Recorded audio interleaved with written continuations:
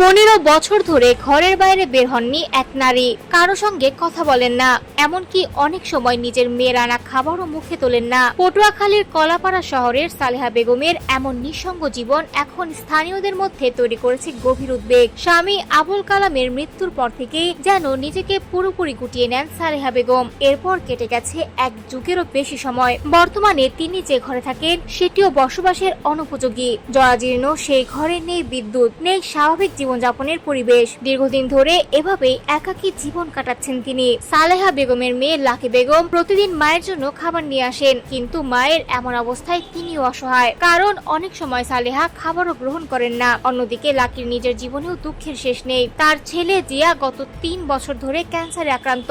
নিজের শারীরিক সমস্যার পাশাপাশি ছেলের চিকিৎসার খরচ চালাতেও হিমশিম খেতে হচ্ছে তাকে। প্রতিবেশীদের কাছে সালেহা বেগমের জীবন যেন এক রহস্য।